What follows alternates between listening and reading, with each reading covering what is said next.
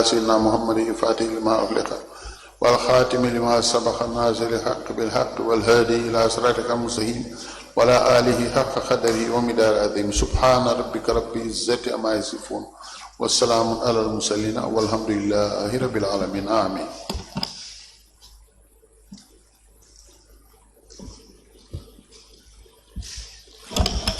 In the name of the Father, the Son, and the Holy Spirit. Amen. Glory, glory, hallelujah to the Most High God for giving us another great opportunity to see the ninth month of the year. It is by His grace that we are alive. Glorious is your name. We commit the entire month into your hands. Journey along with us. Help us to make the right decisions and lead us in the paths of righteousness through Christ our Lord. We pray with praise and thanksgiving. Amen. Please, can you please call in the witness?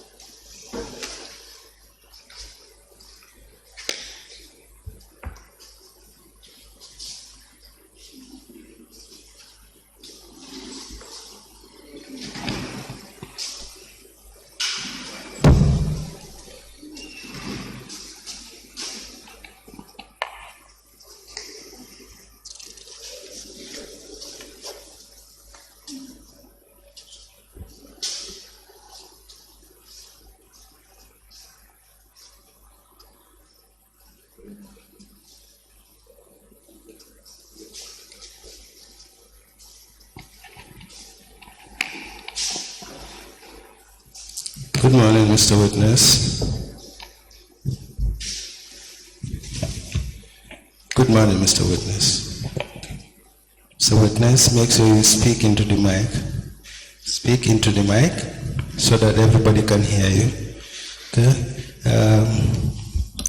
You are welcome to this Commission of Inquiry into Local Government Councils and related matters. What is your religion?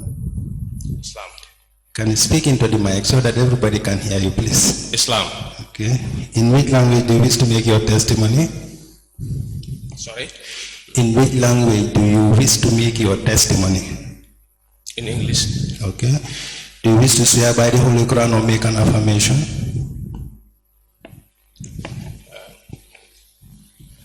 I don't understand the I affirmation. mean, do you wish to swear by the Holy Quran or make an affirmation?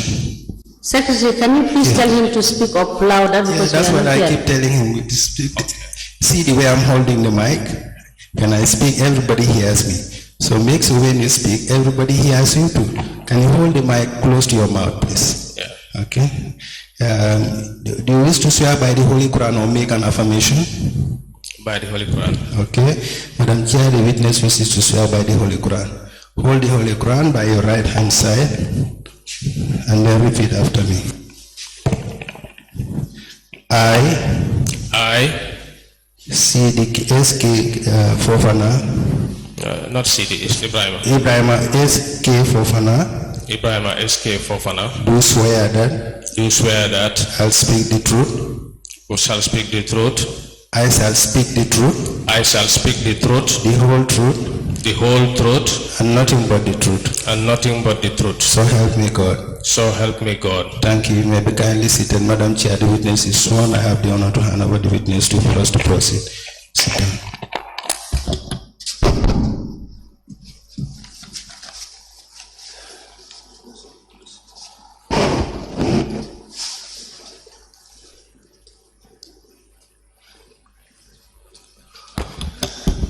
Good morning, Mr. Fofana.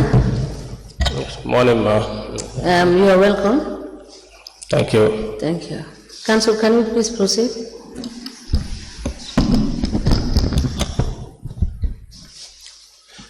Good morning, everyone present. Can you please state your name? My name is Ibrahim SK Fofana. Your address? Talending.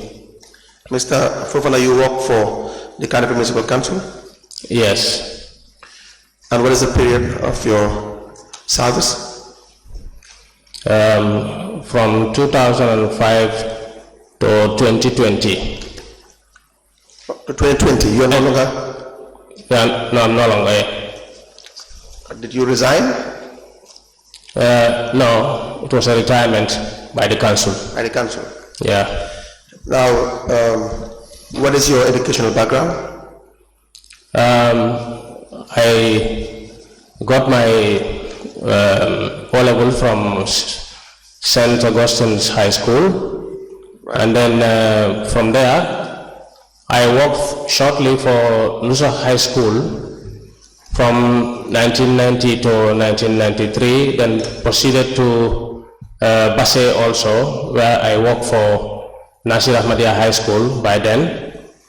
Then for a period of almost 10 years, then from there I came back down to the Combo and went to MDI, where I did my AAT to the level of intermediate, and then vacancies emerged from KMC, and then they advertised these vacancies. I was also one of the applicants to those vacancies. So I was fortunately employed at KMC in December 2005. Now, do you have your appointment letter currently with you? I hope so, yes. And your confirmation letter? Yes. Can we proceed?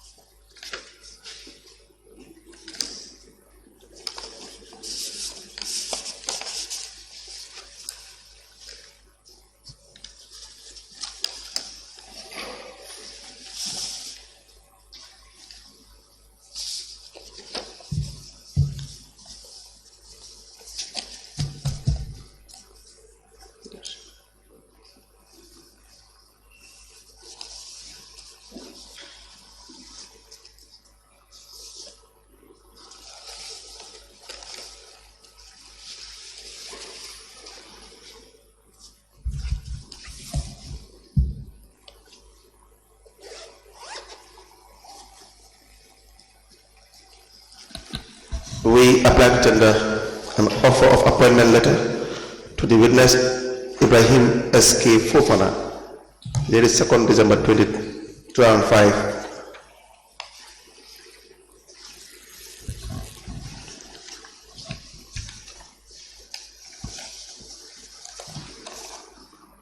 So Fofana, you were confirmed in 2011? Yes.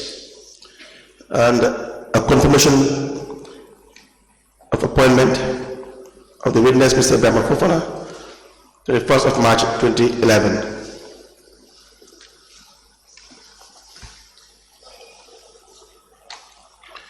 We have a letter dated 21st of March 2006 with the heading the Deployment to Finance Department as Finance Manager 1.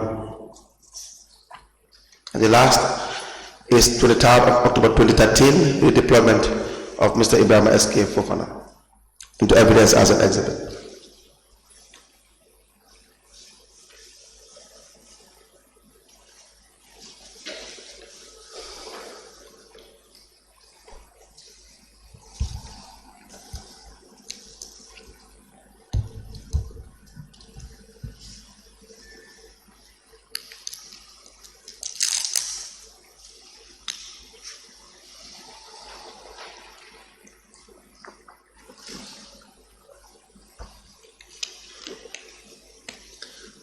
Very much.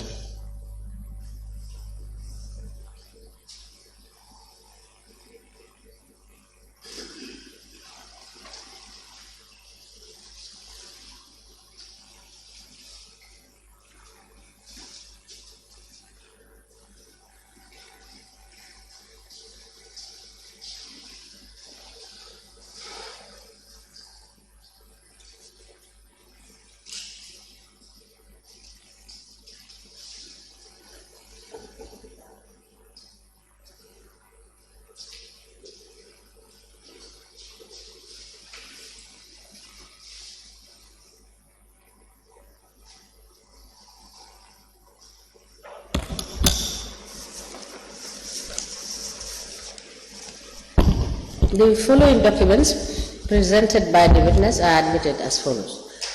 A letter dated the 23rd of October 2013 with reference KMC/ADM/055 addressed to Mr. Ibrahim S.K. Fofana, Director of Finance. The letter is from Kanifing Municipal Council with the caption redeployment. The letter is signed by Pa Khalifa Sanyang, Acting Chief Executive Officer, and is copied to the Lord Mayor, KMC, the Director of Finance, IT Manager, Chairman, Establishment and Appointment Committee, Chairman, Local Government Service Commission.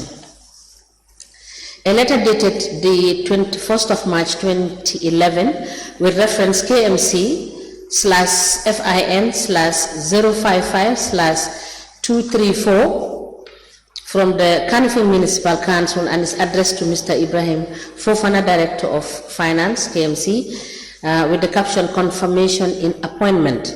The letter is signed by Dua Ojata for Chief Executive Officer of KMC, and the letter is copied to the Lord Mayor, KMC, Director of Audit, Chairman, Establishment and Appointment Committee. A letter dated the 21st of March 2006 with reference KMC/ADM/055 addressed to Mr. Ibrahim S.K. Fofana, Assistant Manager, Car Park, with the caption redeployment to Finance Department.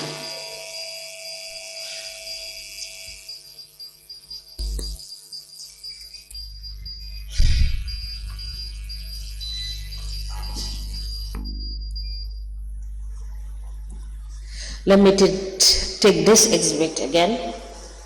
A letter dated the 21st of March 2006 with reference KMC/ADM/055 addressed to Mr. Ibrahim S.K. Fofana from Kanifing Municipal Council, who is Assistant Manager, Car Park, with the caption redeployment to Finance Department as Finance Manager 1. The letter is signed by Ibrahim D. Jobate, Chief Executive Officer, and is copied to the Acting Mayor, KMC, Director of Finance, IT Manager, Manager, Car Park. A letter dated the 2nd of December 2005 with reference KMC/ADM/055, which is a letter from the Kanifing Municipal Council and is addressed to Ibrahim S.K. Fofana, care of Ahmadiyya Muslim Mission, Talinding, with the caption offer of appointment, and the letter is signed by Richard Jase for Chief Executive Officer and is copied to the Lord Mayor, KMC, Acting Director of Finance and IT Unit. These documents are admitted together as an exhibit in evidence, and they are marked as LGC/ESKF/KMC/001. As the Commissioner places. Now, do you recall giving a statement? Yes. We will show you a copy of your statement. Okay.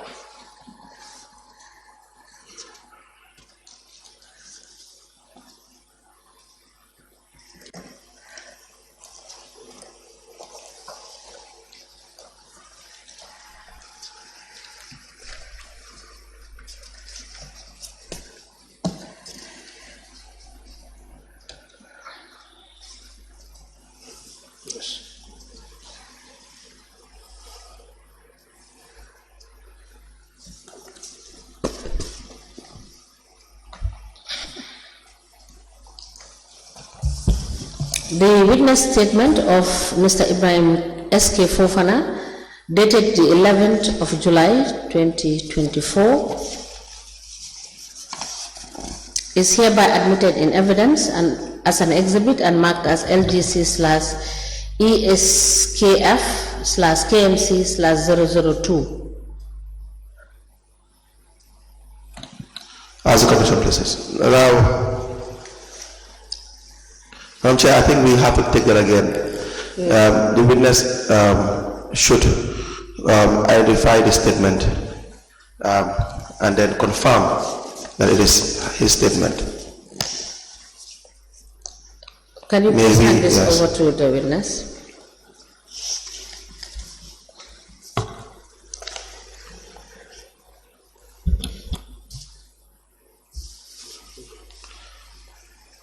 Please go through the statement.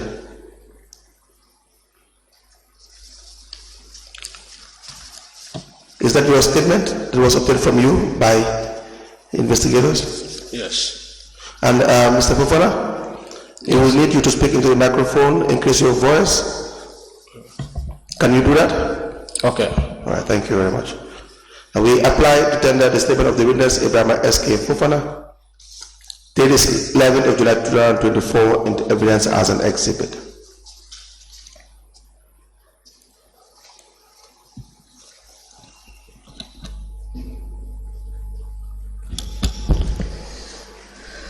The witness statement of Mr. Ibrahim S.K. Fofana, dated the 11th of July 2024, is hereby admitted in evidence as an exhibit and marked as LGC/ESKF/KMC/002. As the commission places, we are grateful, Madam Chairperson. Now, as the director or former director of internal audit, you said you have served in this position from which year? From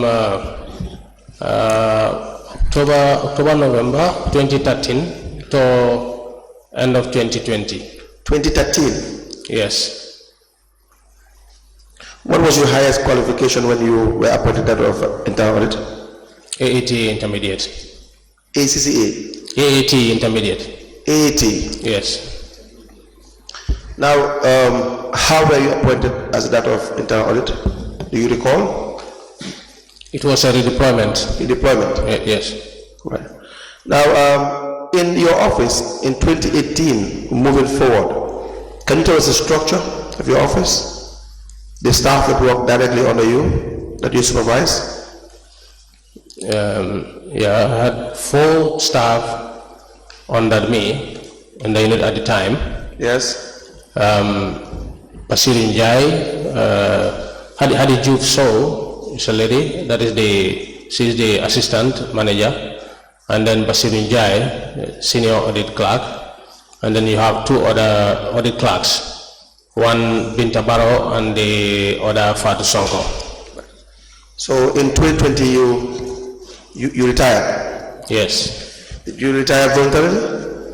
No, it was a retirement by the council. Can you please tell us what led to your retirement?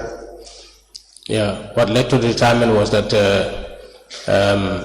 there was a day, there was a day that I received a letter from the Ministry of Local Government, yes, from the office of the how to call it, Permanent Secretary, yes, and then informing me that a letter was written to them by the mayor by then. By the mayor? Yes, that the data audit, since we took over the office of this council, has never submitted any apt report to us. So this is, against the law. So we would want you to transfer him to any other place where his services can be needed. And then they also recommended somebody else whom they want to bring in to take the audit, to take charge of the audit. And who is that? I think that is Silip Njai. Sheriff Njai. Was the one recommended, yeah, in the letter, yeah. You mean council to the mayor said they want to bring in someone? Yeah. To replace you? Yeah, Sheriff Njai was named, I remember. And that's Sheriff Njai. Who is Sheriff Njai? Sheriff Njai, by then was working at the finance department. I'm not sure, either deputy director or acting director of finance. Well, why do you think they will want Sheriff Njai to be the director of audit? Well, I may not be able to know that. All I know that is the Sheriff Njai was there at one time. He was there at one time at the audit. At the audit department? Yes. Now, where is that letter that the ministry wrote to you? Let me check. Do you have it with you? Let me check here.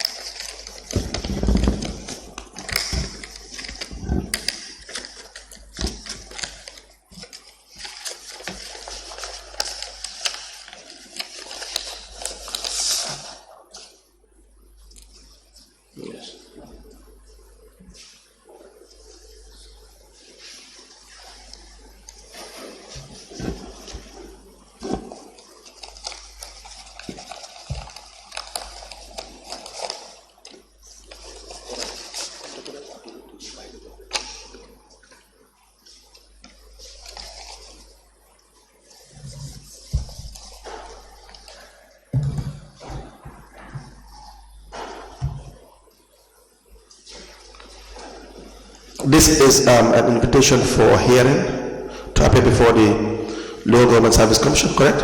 Yes.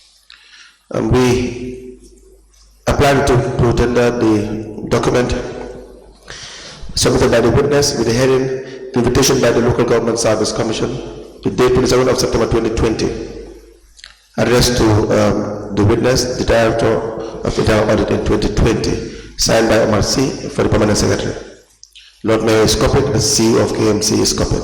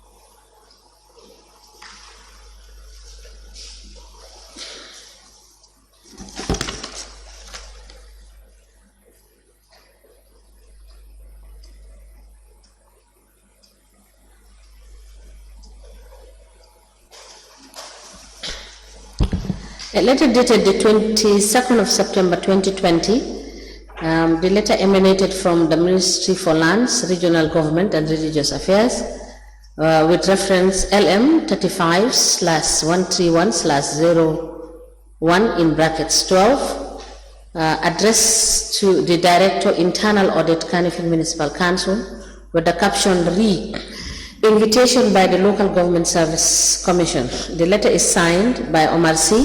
for Permanent Secretary and copied to the Lord Mayor KMC, CEO KMC, and filed. This letter is admitted as an exhibit in evidence and it is marked LGC/ESKF/KMC/003. Ask question, please. May I please have exhibit 003? Now, were you given or did you see a copy of the letter sent by the Lord Mayor to the Local Government Service Commission regarding your issue? Yes, the time the ministry wrote to me, that's the time I saw the copy. They attached a copy to the, along with the letter which came from the ministry. Do you have the copy? Yes, I have a copy. Can I please see the copy?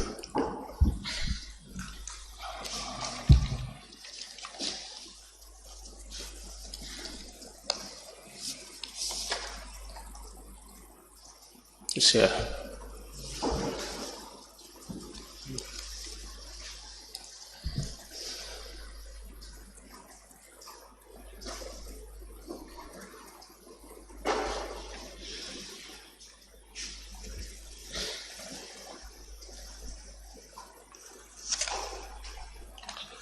We apply to tender a letter addressed to the Permanent Secretary, Minister of Lands, Regional Administration and Regional Affairs, Quadrangle, Banjul, 12th of March 2020. The heading is a request for recruitment of a Director of Internal Audit, signed by the Lord Mayor Talib Ahmed Bensouda. The CEO is copied. The Chairman, Establishment and Appointment Committee are copied accordingly.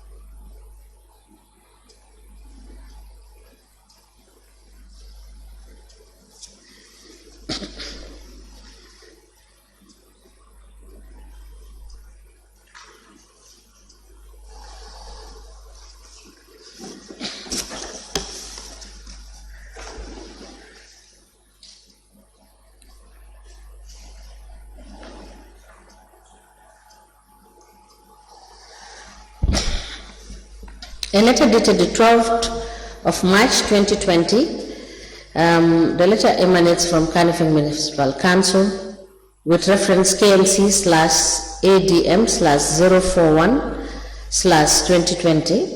The letter is addressed to the Permanent Secretary, Ministry of Lands, Regional Administration and Religious Affairs, with the caption, request for recruitment of a Director of Internal Audit.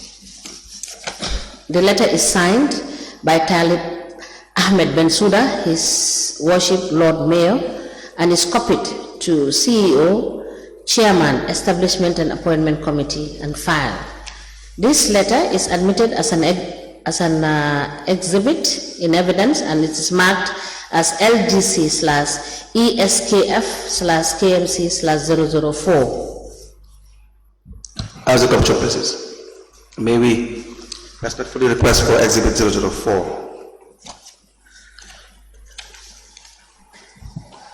Now, the Fofana, I will read you the letter that is written to you by the Local Government Service, by the Ministry of Lands, Regional Government. It says, I am directed to write and convey the decision of the Local Government Service Commission on the above mentioned subject matter. By this missive, the Local Government Service Commission hereby invites you for hearing regarding the submissions made against you by Council for non-performance. The said hearing is stated for 26th of September 2020 by 12 noon at the Ministry's conference room. Did you attend? Yes, I went there. Was there a hearing? Yes, we had a discussion. Now, the letter addressed to the Permanent Secretary, Minister of Lands, Regional Administration and Religious Affairs reads, heading, request for recruitment of a Director of Internal Audit. May I bring to your notice that since we assumed office, my council is yet to receive any quarterly report from the Audit Department. Section 26 sub 2 of the Finance and Audit Act stipulates that the head of the Internal Audit Department, who shall be answerable to the council, shall provide quarterly audit reports and forward a copy to the Local Government Accounts Committee, the Auditor General and the Minister.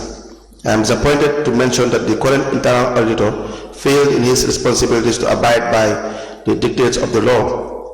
In addition, he has also admitted that he does not have what it takes to do the job.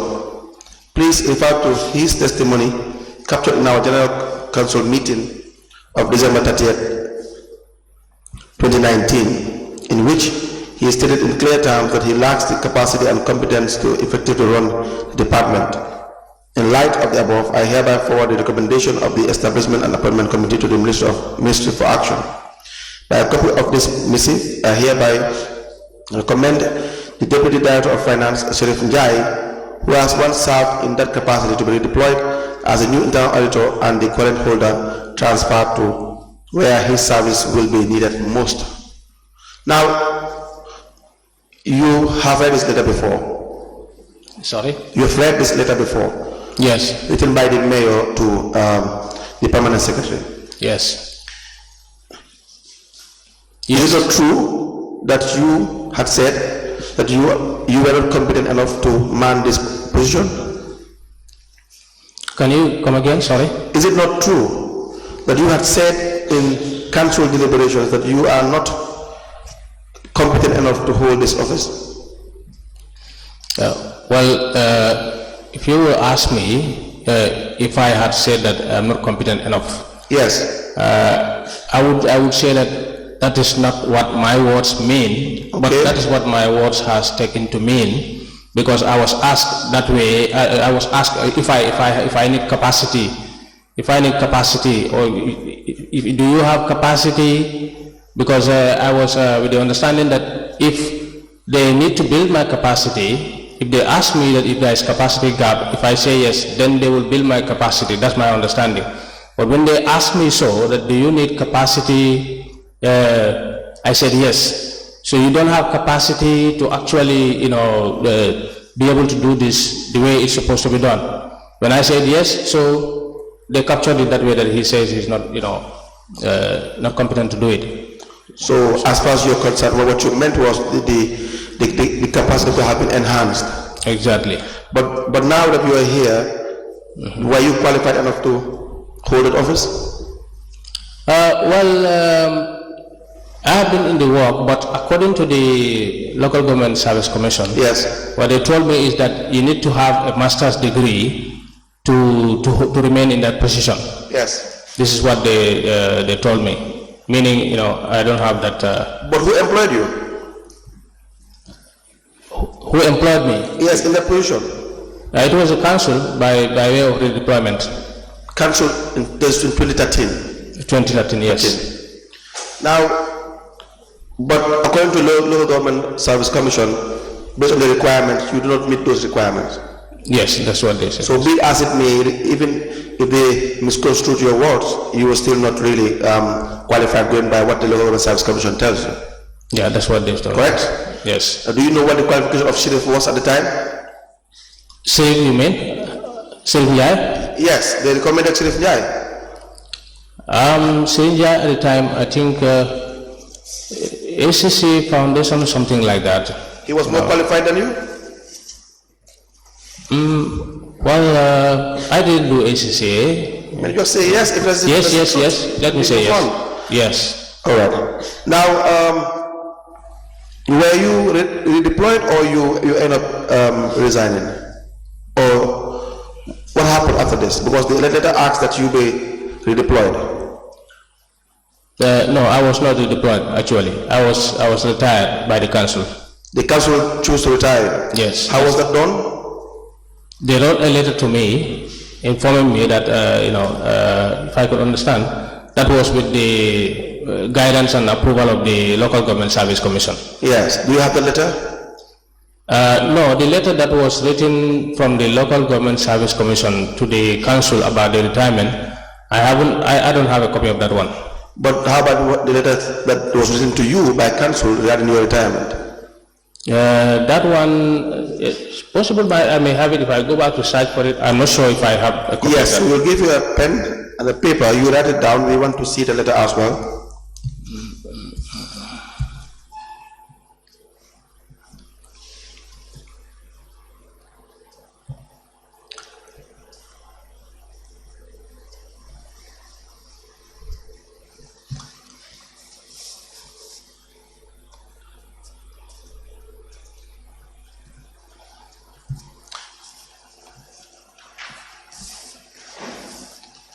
Now, the queries were, as written by the Lord Mayor,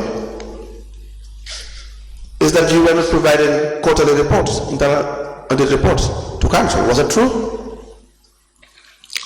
Yeah, quarterly reports were not actually coming. Why is that? I feel that I was not able to do that actually. Why? Although there were other kinds of reports that were prepared, but those ones are not the quarterly reports. So why were you not in a position to do that? Well, I think again it relates to the how to call it. It calls for capacity enhancement anyway. Capacity and? Capacity enhancement to do that. Enhancement. Yeah. So again, it is right that you are not providing quarterly reports. Yeah. You agree with that? Yeah. Okay. So the other issue is, were you providing any reports to council? I will not say council, because if you say council, it means it has gone to the general council level. But reports being prepared, addressed to the CEO prior to going to general council, and those reports stop at the level of the CEO, that is the administration. Those kinds of some of those kinds of reports were done. Yeah. Okay, but you know that you were answerable to council in the sense that even though you were independent as internal auditor, you were supposed to provide these reports to council as well. It's very important. In fact, that's what the law says. Yeah. Were you aware of that? Yeah, that is. Yes. So why were you not copying council when you write these reports? Well, when the council started to intensify the debate for this. When they started to what? When they start to talk about this quarterly report. Yes. At the time. Yes. I cannot recall the exact date, but a particular report was taken to their level, but that report was never treated, was never adopted by the council, because what happened was that it was realized by the council that administration or the office of the CEO did not agree to it, meaning that they felt they have not first taken the report to review it at their level and adopt it before it goes to general council. So they send the report back to the administration for review by the administration first. When you say review, what do you mean? I mean, how do you even prepare these reports in the first place? Is it not that you prepare the report and then send it to whosoever is advanced mentioned, and then they react to the report? You give them timeline. This is how it's supposed to be. Yeah, a copy was sent to the office of the CEO. Did they respond to the queries? They never respond, actually. So what review are we talking about here? What review are we talking about here? You have sent the reports to the CEO, correct? Yes. And they did not respond? Yes. How many days did you give them to respond? I will not remember the number of days, actually. Do you have these reports? Unless I get back, because now I'm not at the office, but I can get back and try to see if I can access the reports at the office level. Please speak to the microphone. Use the microphone so that you'll be heard clearly. You understand? Yeah. How many reports have you prepared from 2018 to 2020? I don't think it's more than 2. Come again? I don't think it's more than 2. The ones that are meant to, go to... I'm not talking about quarterly reports, any kind of report. Okay, any kind of report. That one, I will not be able to recall the number actually, unless I check. Please, write down as well. We need all the reports that you have prepared from 2018 to 2020.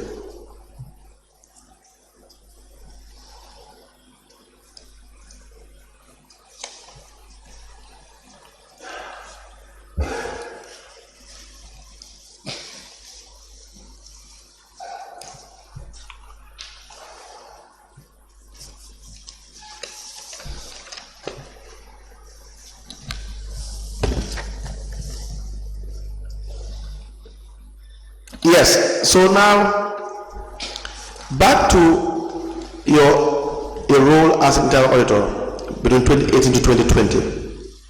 What was your experience with the finance department?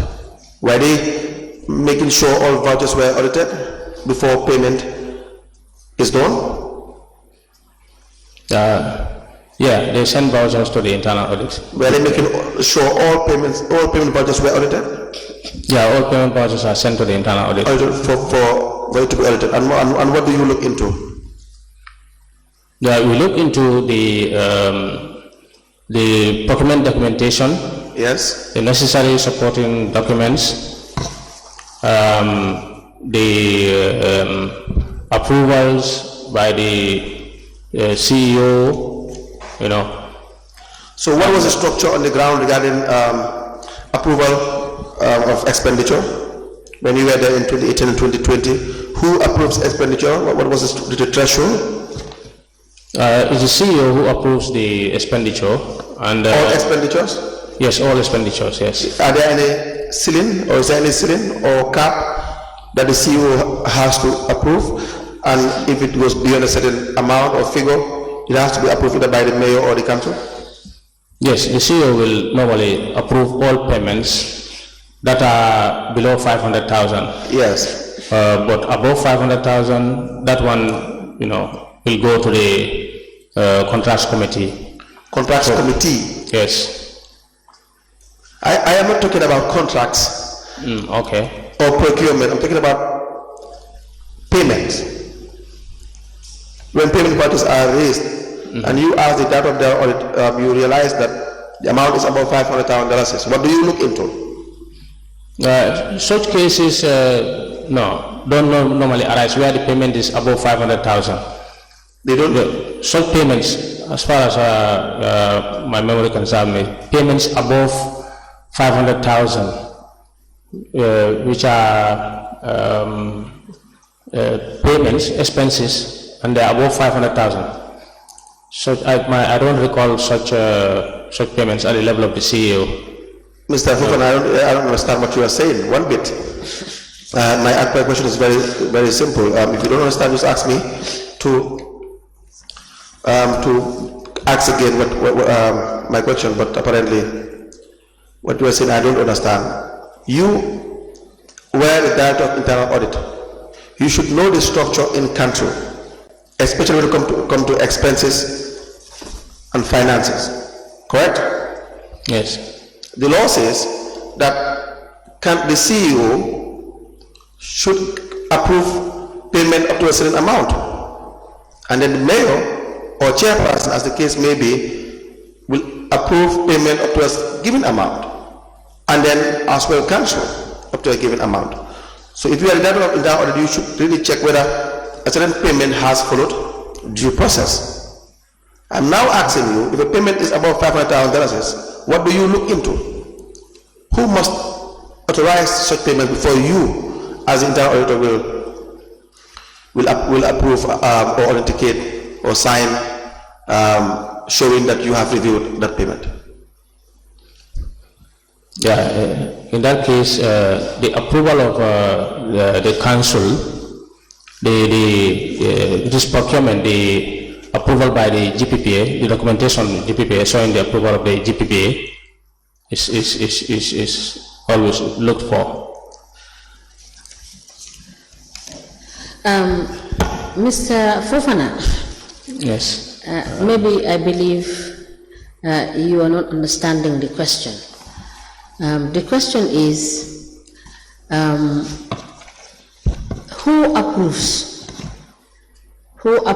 Who directs the approval for a transaction that is more than 500,000?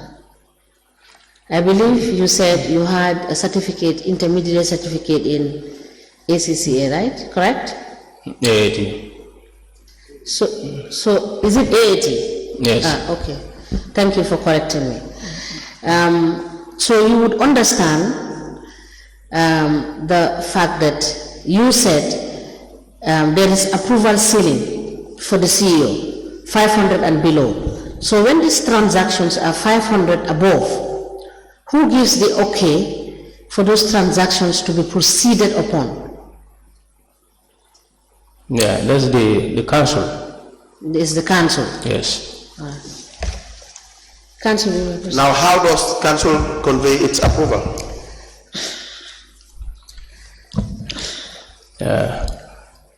Council will direct the CEO. They will direct the In CEO. writing?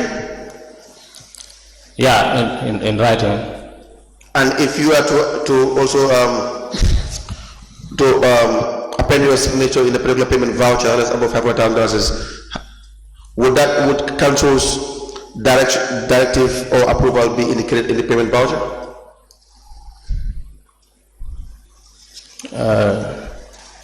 No, council directives on the payment voucher. Yes, where the document is necessary to be attached to the voucher, it is there. Sometimes in cases where council makes approval of something, let's say through the minutes of council, that whole bunch of minutes is not attached usually to the voucher. Now, were you conducting audit with respect to the projects of council each year? Can it be clear? Sorry. The council will engage in projects every year. Correct? Every year. Do you follow? Every year there will be projects that council will engage in. Yes. Do you understand what I am saying? Yes. Contracts awarded, projects of example, the Mallet project, for example. Are you following? Yes, I'm here. Now, do you audit these projects?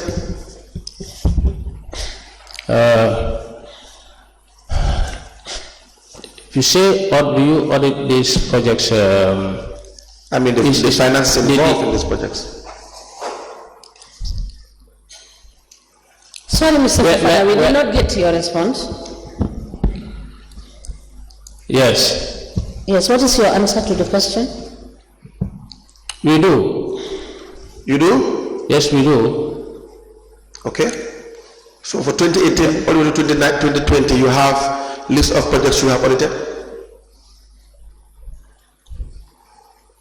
I will not be able to recall that offhand. We need your answer clear. Yeah, so you have it or you don't have it. And we move on. Yeah, I will not, unless I check. Please do that. Write it down, come back with the information.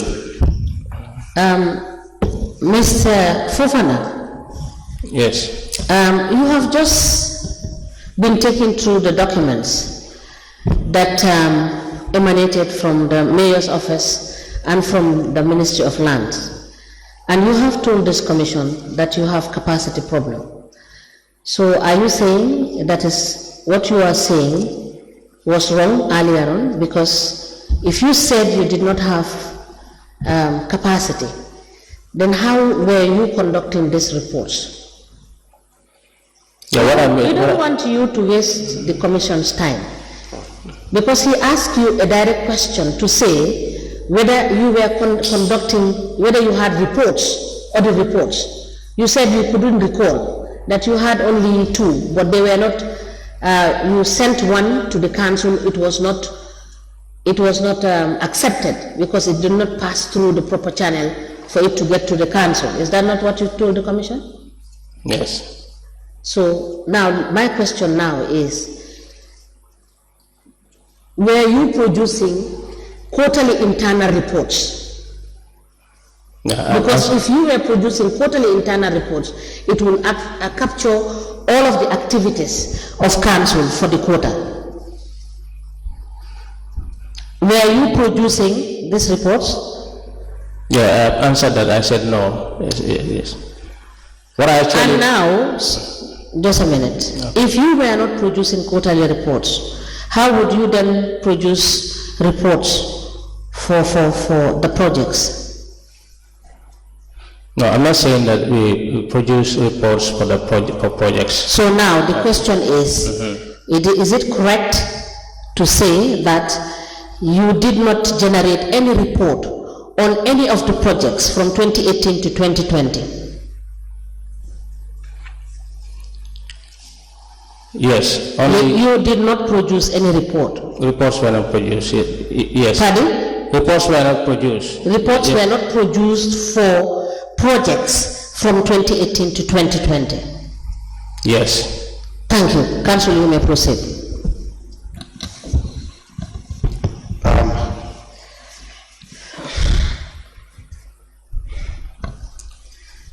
You know Joanna Hill? Sorry? You know Joanna Hill? Joanna Hill. Joanna Hall, huh? Joanna Hall, yes. I beg your pardon. There were payments made in your statement, the second page, let me read the third page. It says, on the issue of double payment in respect of Mrs. Joanna Hall's liability with Gamcel Company, amounted to 154,000 to Gamcel. The voucher came to my office bearing the signature and approval from the then acting CEO, Jaya Cham, to make the payment. I signed and released the said voucher to Finance Department for payment. I now realize that one of my assistants, Basirun Jai, had also signed for the same payment request on a similar voucher, being a check of $154,000 to Gamcel, thereby duplicating it. What can you tell us about this particular payment? Yeah, this payment was duplicated. Unbeknown to myself and my assistant. Because if the payment came first time, it was signed, and then it comes the second time in the absence of the other one. So that's what led to the duplication of the payment. In fact, go ahead, proceed. Yes, I wasn't aware when Basiru also received this same payment voucher and he signed it. So it became duplicated that way. So what is the story even with Joanna Hall? Why was payment made to Gamcel in relation to Joanna Hall? Because Joanna Hall was working at one time with Gamcel. Yes. So the council ended up employing Joanna Hall. So the time when she was coming from Gamcel to KMC, she was having a liability with Gamcel. She was owing Gamcel that much amount. How was he owing Gamcel that amount? Do you know? 154,000. Yes. How did she owe them that amount? I'm not sure how she owes them the amount, but that's what she, according to what we understand. Yes. Yes. And then? And then she had an arrangement with the council that the council takes up the payment of that balance of liability to be paid to Gamcel. Now, was that in writing? Do you know? Yes, the writing. It was in writing. I think admin should have a copy of that writing. But you should ask that of audit. You should really have, if it's a contract or any offer of appointment to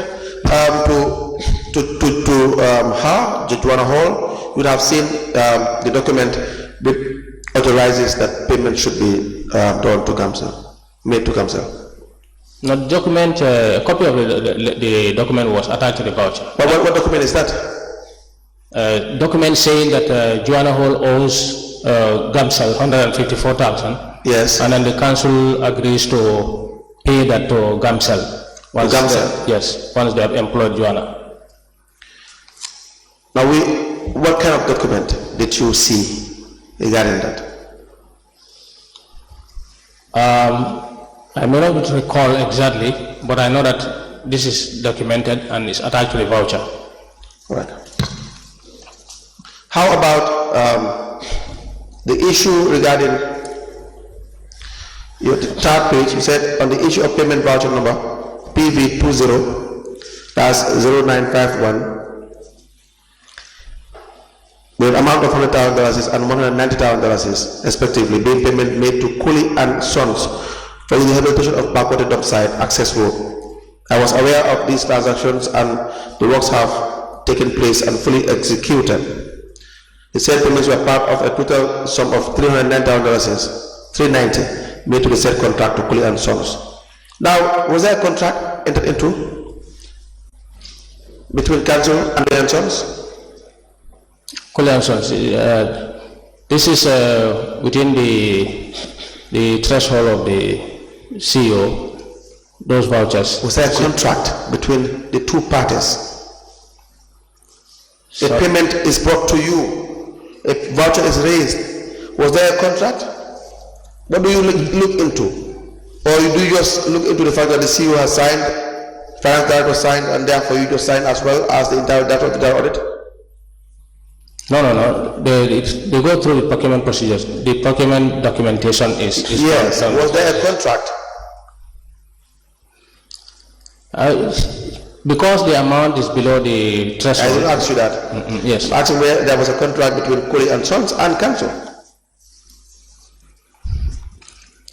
Separate agreement, you mean written down, signed by them? What do you understand by a contract? See, when they say you don't have capacity, and well, you have already accepted you don't have capacity, so I don't need to even go into that. But I'm just saying, was there a contract, written contract between KMC and the contractor?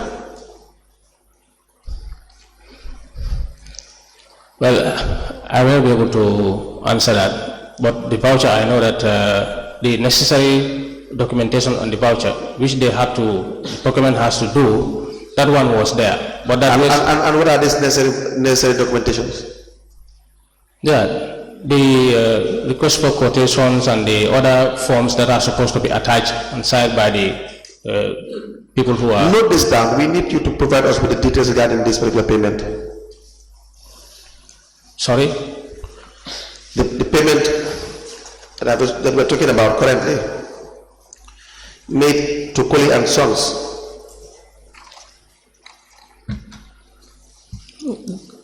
Can I get you clearly, sorry? The payment made to Cooley and Sons, the amount would have been $390. The first payment was $100,000, the second $190,000. These are part payment to the total amount of $390,000. So we need you to provide us with the necessary details regarding why you authorize this payment. Okay.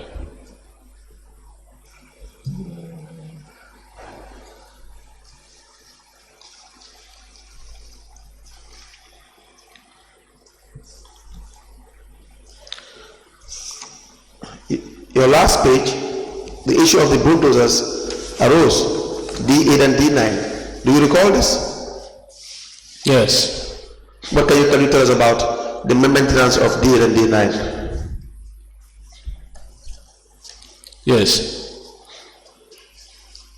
The D8 and D9, they had problems, and then we received the necessary requests from the services through the procurement that they need to be.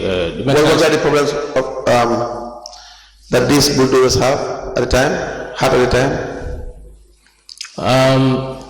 I know that they had problems, but what kind of problems? The letter, I think the letter attached by the mechanical unit explains that. I think I will not be able to recall exactly the nature of the problems. Did you read the letter? Yes, it was The attached. Director of Services testified and said that he was only given verbal information regarding the situation of the D8 and D9, these two bulldozers, and that he wrote a letter as Director of Services to have D8 and D9 be serviced. So if we were now talking about the letter, then we want to see that letter from the mechanic. Yes, I guess this letter should have been attached to the voucher. If it is not there, I think it's... You are saying the mechanic wrote a letter? Yeah, the mechanic writing the letter. The Director of Service is saying that that did not happen. But if you are saying that, now we need you to provide us with that letter. Okay, I'll find out. But in this case, I will not be sure exactly. But I know that where the mechanic is usually involved, when they do their checking, the request is written by them because they are the mechanics. They know the nature of the Did problems. the council follow procurement rules? Sorry, again? Did the council follow procurement rules in servicing D8 and D9? Well, they follow the procurement rules. The documentation is done by the procurement. Did you see that? As that of the audit, have you seen that? The documents were attached to the Did voucher. you see these documents? The voucher, you mean? The voucher Yes. has to be accompanied by the supporting documents. That is what the law says. But we know in practice that is not usually what obtained.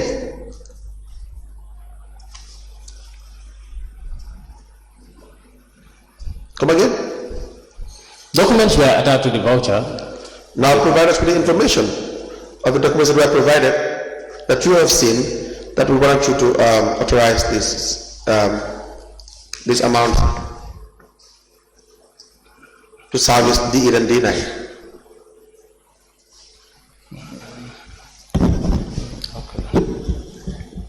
Mr. Fofana, Yes, please. I just want to be clear about one issue about the procurement process of the D8 and the D9. You have stated that there was an oversight on the issue of split procurement. So, in you saying that all the documentation was provided for, would that be a correct statement?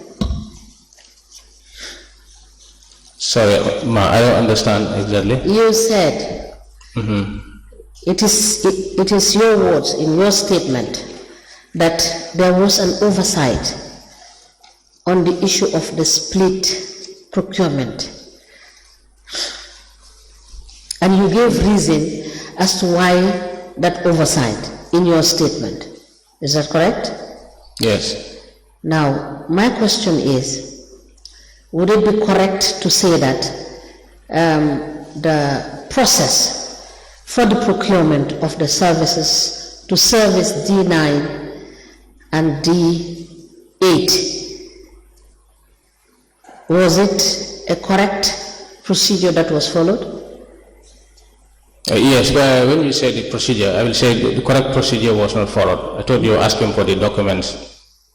The correct procedure was not followed? Yeah, in that case. Yes, and what was the reason as to why the correct procedure was not followed? Yeah, because what we realize is that the two payments are the same, let's say the same contract. Same contract, same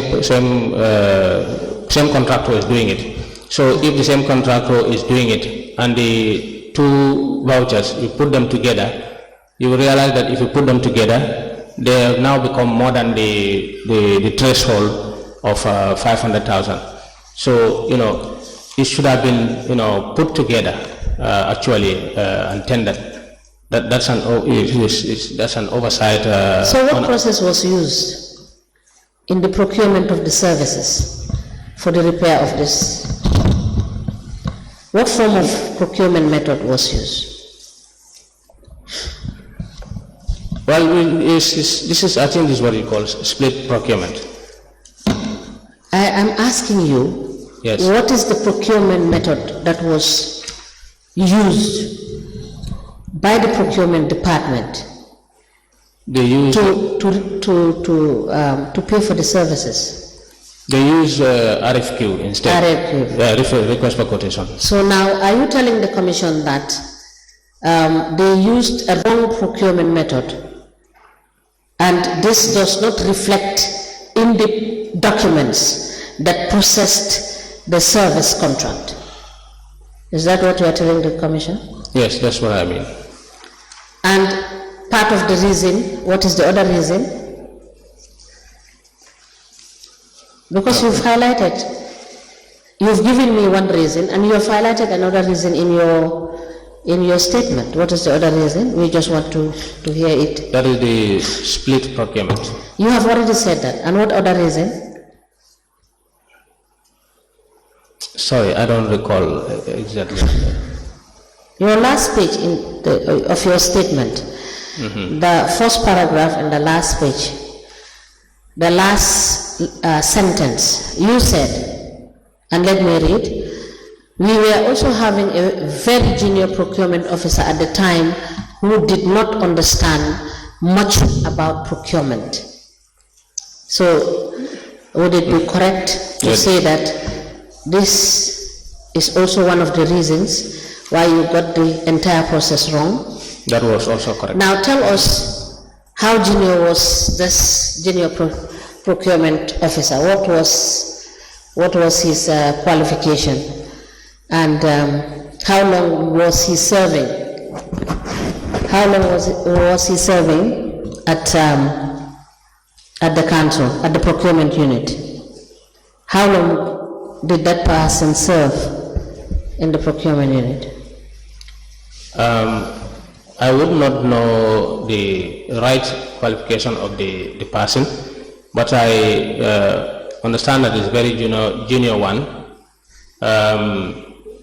I don't know, remember the nomenclature, whether it's procurement clerk or what. I am not sure actually in this case. All I know is that he is a very junior procurement officer at the time. So, but Mr. Fofana, yes. I believe that you did some part course of auditing in your AAT program. Is that correct? Did you do any module in auditing during the course of your AAT level 1 or AAT level 2? Because you said you stopped at level 2. Not much, yeah. You did not do. Now, as an audit person, as somebody that was heading that department, how were you doing with the pre-auditing requirement in the council? Because for every transaction that the finance department does, it is provided for that they do a pre-audit of the transactions. Is that correct? Yes. So how are you conducting the pre-auditing? If you don't seem to know even the staffs that are within your council. The pre-audit, that one, the voucher comes with all the necessary documentation that you are going to look at. Yeah. So at that level, you look at all the documents, if they are right or not.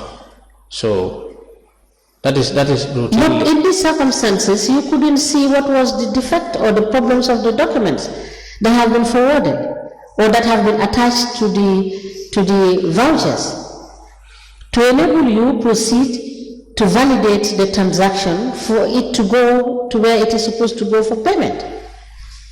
Yeah, actually, that one was an oversight. That is an oversight. Okay, human, thank yes. you. Council, you may proceed. Mr. Fofana, was there the bank reconciliation prepared by the finance department? Yeah, the bank reconciliations We were not given anyway, but I wouldn't be in the right position to say if they prepare. What do you mean by that? What I mean is, we do not look at the bank reconciliations regularly. So, what is a bank reconciliation? What is a bank reconciliation? The bank reconciliation. Yes. Yes, you take your transactions in your cash book as against the transactions on your bank statement. Yes. To compare and see if they are. So who is supposed to do that? The finance department. Why are they doing that? Yeah, this is what I'm saying. It's a yes or no answer. You should know whether it was done or not. Yeah, we do not look at that, so I will not be able to... whether you looked at that. Was it done or not? You don't know? No, I will not be able to. You have no idea? I wouldn't be able to say. Yeah. Were you auditing the payroll? The payroll? Yes. Yeah, it comes monthly, every month. Were you doing quarterly audit of the payroll? Yeah, it comes on a monthly basis. What do you mean it comes monthly? What does that mean? Every month before they make their payment of salaries, they will send the payroll for vetting by the internal audit. And then you will audit the payroll? Yes. Do you have evidence of that? No. Are these documented? No, this is not documented actually. It's not documented. Yes. How many bank statements did Council keep between 2018 to 2020? How many bank statements you mean? Bank accounts, sorry. Well, I know there's EcoBank, GT Bank, Trust Bank. Please write it down. We will need a list.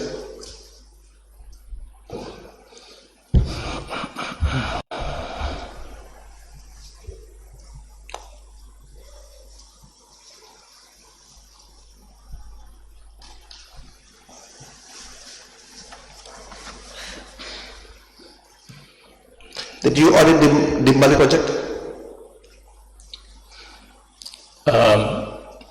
The collectors that collect the ballot tickets, yes, they will normally submit their monies. Yes. And the internal audit will usually check it against. Against what? Against their ticket books. How many? Who will maintain a cash book in country? We know there are 3 cashiers. Do you know about that? Sorry? How many cashiers are there in country at the time you were director of internal audit? It used to be 2. Used to be 2? Yeah. From 2018 to 2020 you have 2 cashiers? Yes. Are you sure it's 2? Yes, the receiving and the paying cashier. And the paying cashier. Yes. Do they have cash books as well? Yes. They have cash books? Yeah. Now how about the revenue collectors? Yes, they too. They too have cash books as well? Yes. And then do you audit their cash books against the cashier's cash book? Yeah, normally. And the bank statements to verify whether amounts collected are taken to the bank? No. Normally they will. Hold it. They will bring their receipt books with their cash books. Do you audit that? Are there any post audit? Yeah, that's what I'm saying. They will regularly bring their cash books along with their receipt books to the internal audit, routinely for checking of those collections to ensure that they have submitted it to the cashier. But you don't conduct any post audit with respect to these cash books? Post audit is only done at the end of the year. At the end of the year? Yes. Which you don't do? Which, sorry? You do not do. You say which you do not know? Which you do not do when you were there between 2018 to 2020? Yeah, the internal audit does that one. And this all for this with us now. Please bring these documents that we have requested, unless there are other questions. Then we will review them and then get back to you. Yes, Mr. Fofana, please bring us the documents relating to Mrs. Joanna Hall's issue for the double payment of the sum of 154,000.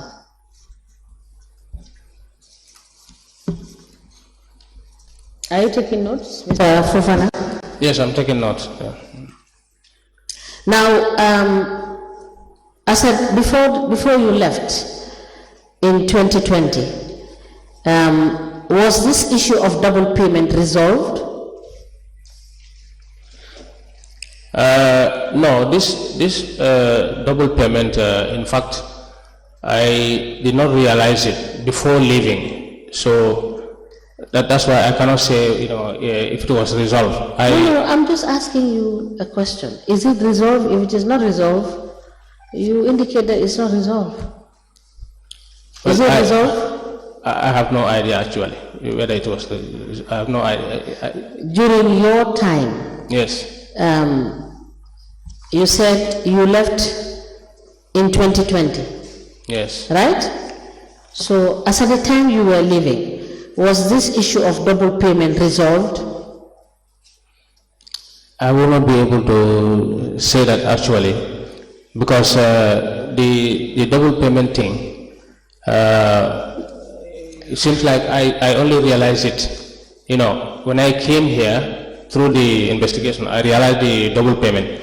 So since I did not realize it earlier, I would not be able to say if it was resolved.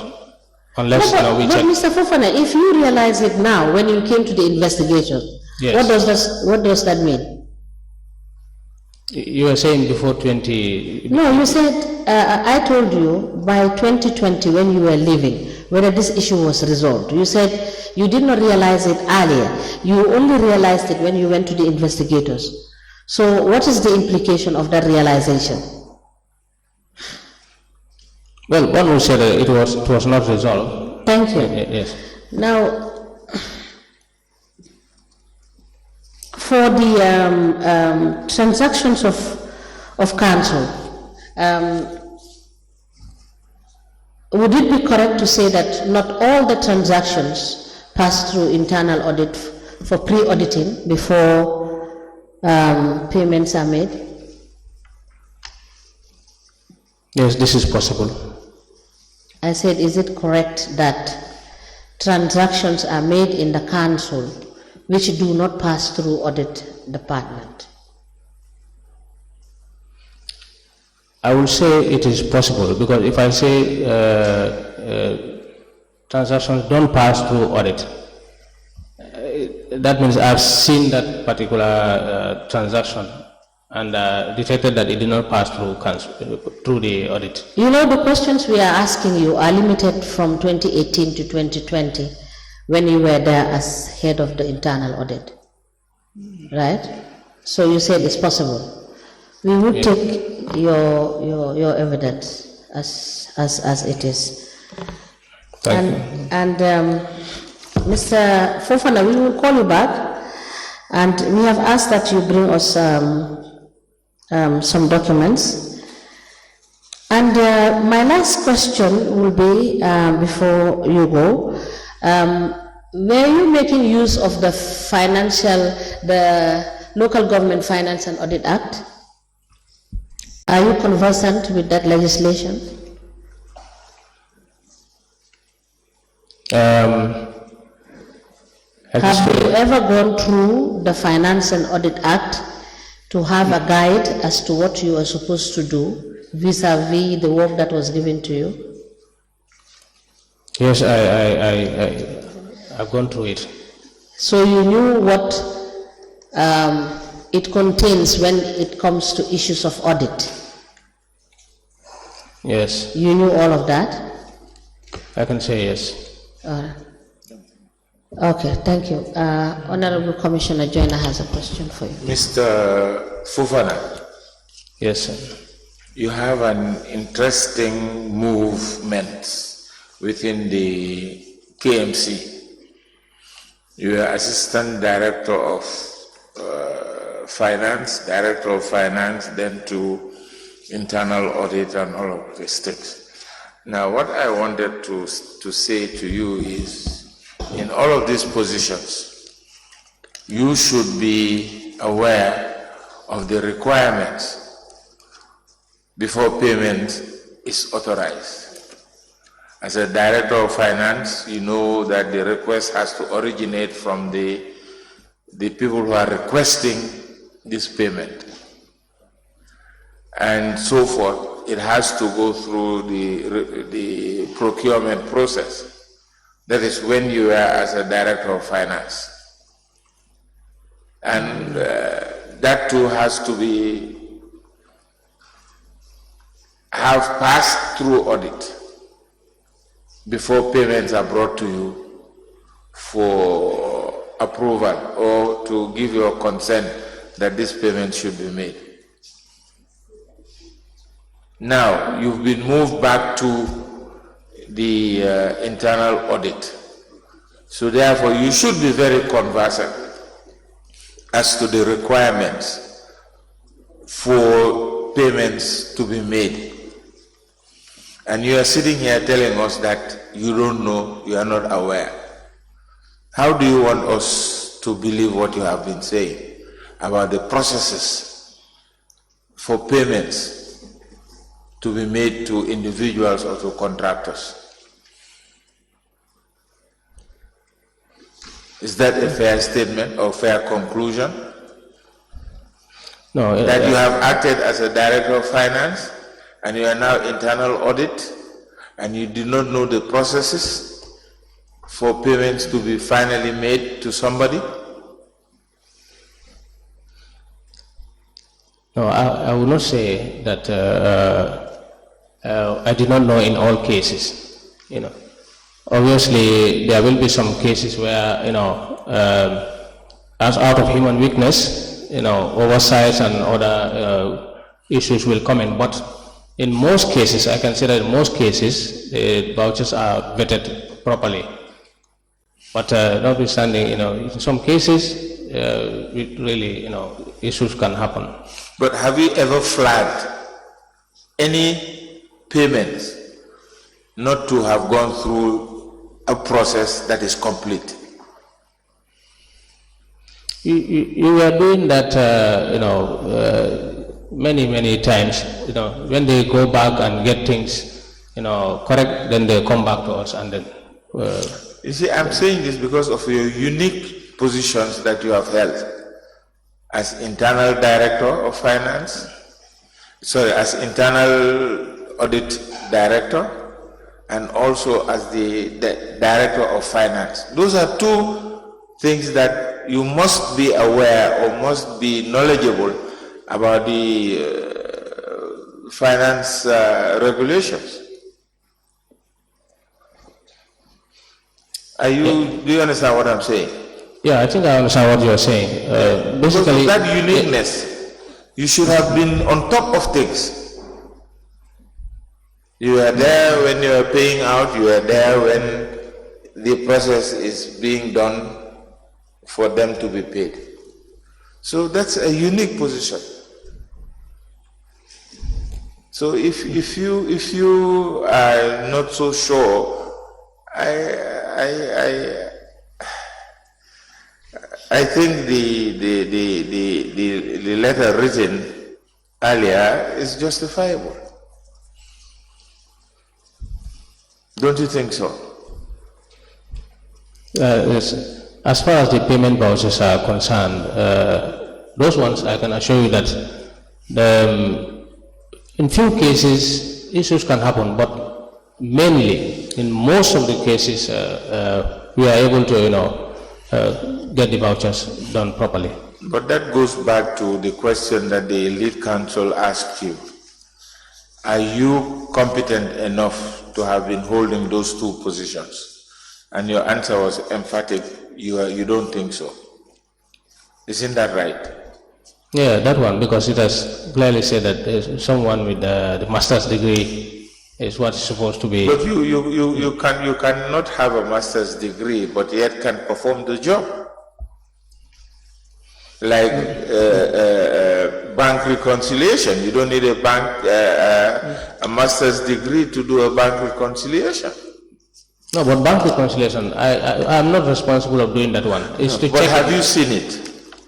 When you were there as director of finance, one of your tasks is to provide a monthly bank reconciliation. As the director, whether you give it to another person to do it, but was it being done? This is what I'm saying. That is not my question. As director of finance, one of your tasks is to provide monthly bank statements to the council for them to know the position of their finances. Was that being done? Whether you delegate it to somebody else or whatever, was that being done? I think let me clarify this. No, it's a yes or a no. No, I was not director of finance. I was director of internal audit. That's why I want to clarify. No, you were also director of finance. Served as finance director. I thought you were asking me bank reconciliations. No, just hold on. I'm saying this statement because of your position. You said I was appointed as acting director of finance until 2008. I'm saying whilst you were director of finance, did you ensure that this bank reconciliation is done and presented to the council? Or you mean during my time whether I was doing bank reconciliations? When I was director of finance, yes, I was doing bank reconciliations. But I thought the question is that when I was director of audit, the one who was director of finance, is he doing the bank reconciliation or not? No, you see, that's my problem with you. I'm being specific in all my questions. Now, I said because of the uniqueness of the positions that you have held within the KMC, you should be able to know whether X is done, B is done, C is done. But you just don't be a director of internal audit, forgetting that you were in the position as director of finance at one stage, and you should know what you should be looking for. And you never looked for those things. That is my question.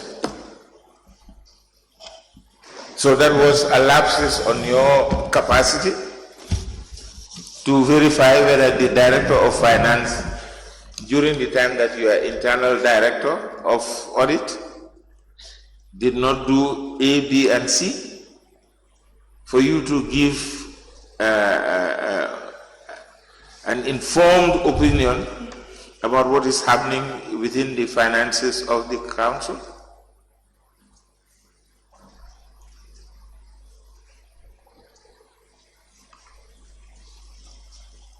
You don't have an answer. No, okay, it's lead counsel. Thank you.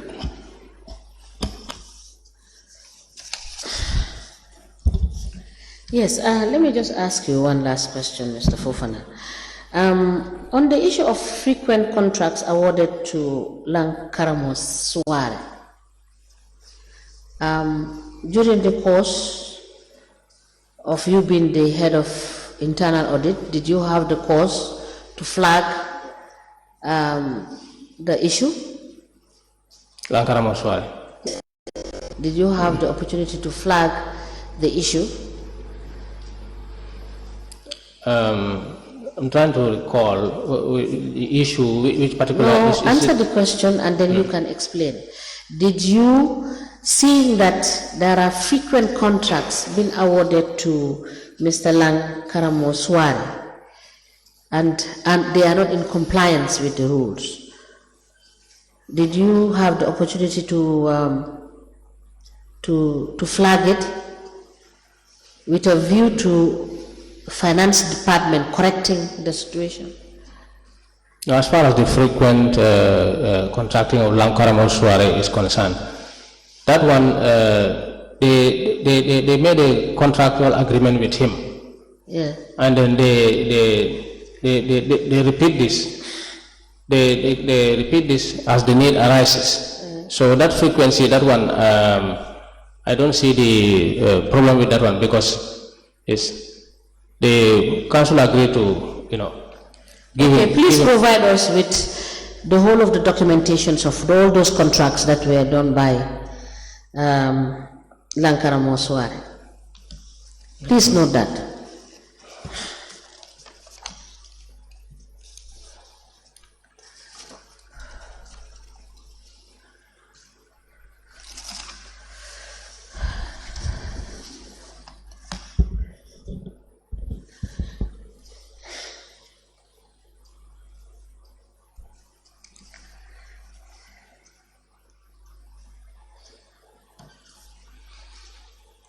Now, prior to you leaving, did you take any loan from the council? Myself, you mean? Yes. No. For the AAT level 1 and level 2, were you supported by council to pay for the studies? No. Thank you. So, Mr. Fofana, Yes. you are discharged, and we hope to receive your documents that we have asked you to bring by next week Thursday. But may I ask about the access to these, some of these documents? Yes. Already, I have made You understand. can come to the commission and check with the registrar, who will assist you to check on to the documents that were submitted to us, if what we have asked you is part of the documents that we have received from the council. All right? Okay. You are hereby discharged, and we will notify you when we need you to come back to continue on your evidence. Thank you. Please, registrar, call the next witness. Okay.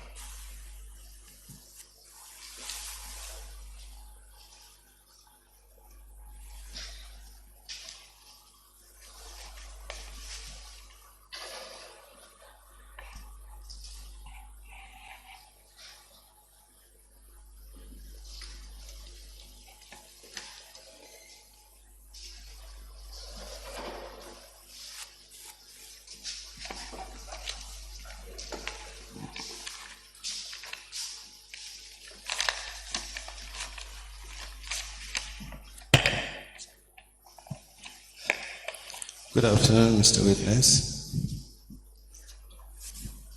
Can you speak into the mic, please? Good afternoon and welcome to this Commission of Inquiry into Local Government Councils and Related Matters. Mr. Witness, what is your religion? Muslim. Can you speak into the mic, please? Muslim. In which language do you wish to make your testimony? English. Do you wish to swear by the Holy Quran or make an affirmation? Affirmation. Affirmation. Okay, Madam Chair, the witness wishes to make an affirmation. Can you use your right hand into the air and then repeat after me? I, Basiru Njai, do solemnly, sincerely, and truly declare, and affirm that the evidence I shall give shall be the truth, the whole truth, and nothing but the truth. Thank you. You may be kindly seated. Madam Chair, the witness is sworn. I have the honor to hand over the witness to proceed. Good afternoon, Ms. Njai. Yes, good afternoon. You are welcome. Yes. Council, can we please proceed? Please state your name, I am Bashir Njai, your address. Old Joshua. Mr. Njai, you recall giving a statement to the investigators? Yes. We would ask that you be given a copy. Okay.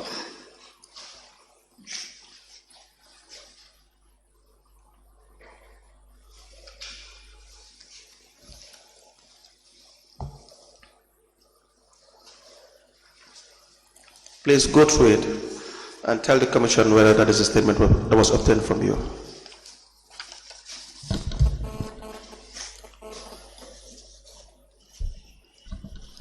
Yes, that's We apply to tender the statement of the witness, Basiru Njai, 28th of April 2023, into evidence as an exhibit.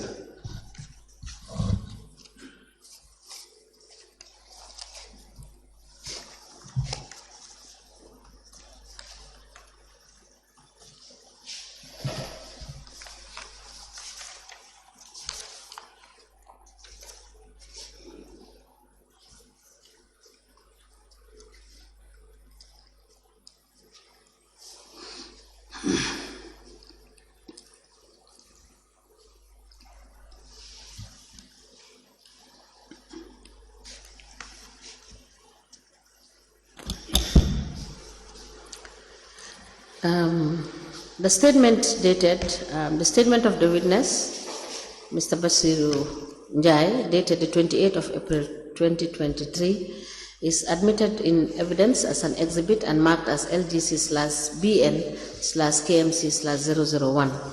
As the Commission places. Now, Mr. Njai, what is your educational background? I beg your pardon. Your educational background.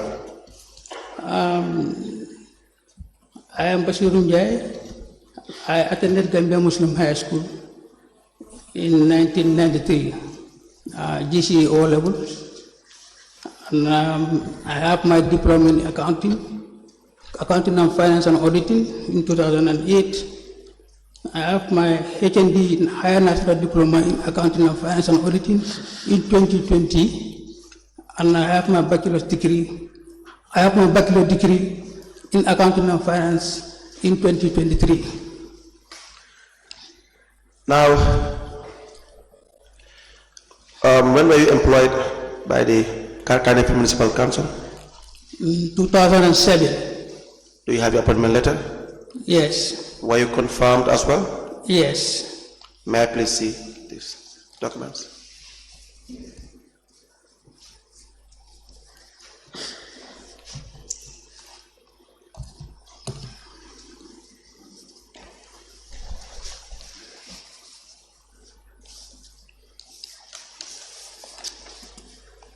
Employment.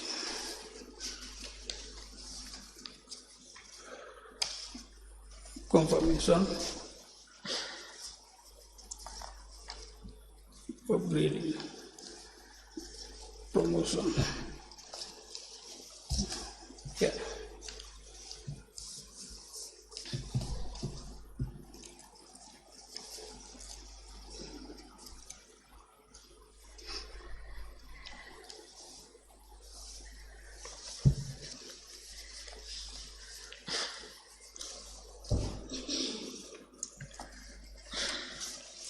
We apply to tender the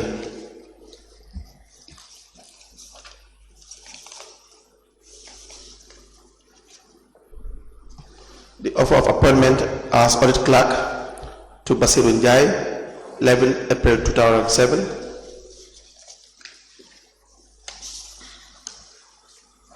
Confirmation of appointment, 11 August 2008.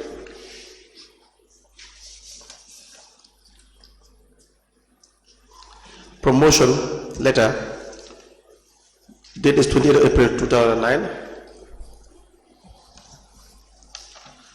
and a letter of upgrading the witness, Mr. Njai, from 7.8 to 8.1, effect from 1st August 2003, all into evidence as an exhibit.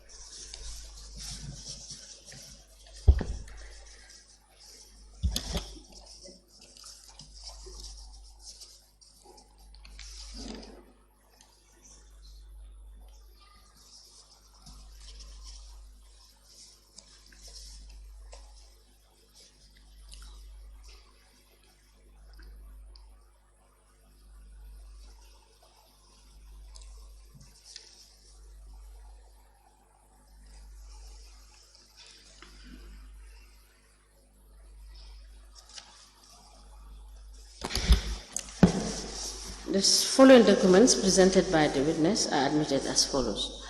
A letter dated the 11th of April 2007 with reference KMC/ADM/055 addressed to Basiru Njai, care of Studio River Gambia, Sarakunda. The letter is signed by Dua Ojata for Chief Executive Officer, and it is copied to the Lord Mayor, KMC, Finance Director, Internal Auditor, IT Manager. A letter dated the 28th of April 2009 is from the Director of Administration with the caption promotion. The letter is signed by Dua Ojata, and it is copied to the Lord Mayor, the Internal Auditor, and Hadi Juf, Binta Barrow, and the witness himself. A letter dated the 11th of August 2008 with reference KMC/ADM/055 addressed to Mr. Basiru Njai, Audit Clerk, KMC. The letter is from the Kanifi Municipal Council with the caption confirmation of appointment. The letter is signed by Dua Ojata for Chief Executive Officer, and it's copied to the Lord Mayor and Internal Auditor. A letter dated the 24th of July 2023 addressed to Mr. Basiru Njai from Human Resource Manager and copied to Lord Mayor, Chief Executive Officer, Director of Administration with the caption upgrading. And the letter is signed by Demboja. These documents are admitted together and they are marked as LGC/BN/KMC/002. As the Commission places. Now, going by your statement, you assume the role of acting director of the Internal Audit Department. Is that correct? No, for say? Going by your statement, Yes. you were acting director, Internal Audit? Sorry. No, I say no to that. Okay. What is your full name? I am Basiru Njai. I see, if you turn to page 2 of your statement,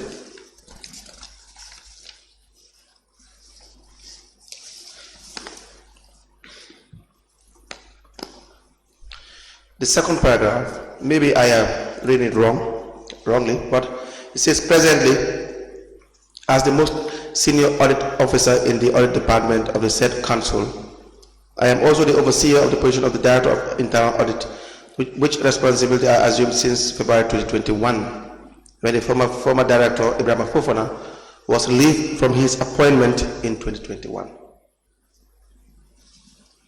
Yes, I can explain to this. You know, what I said at the senior officer. Please increase your voice. What I say, I'm the senior officer, I'm the most senior officer at this time. When Ibrahim Fofana was leaving the institution, and they said presently there must be a handing over to somebody else at the office department, the Internal Audit Department. I was there, and the other guy was there. Who's the other guy? The other guy was assistant manager. What is the other guy's name? That is Hadi Jufso. Hadi? Hadi Jufso. And I am Basiru Njai, the senior internal audit officer. You don't have a middle name, do you? Hadi Basiru Njai. Do you have any middle name? No middle name. Okay. Only Basiru Njai. So the position was handed over, the official handover was done to me. To you. Do you have a copy of the handover? No handing over copy, no letter pertaining to this transfer district. Only the handing over note was given to me. Where is the handover note? It's here. Can we please see it?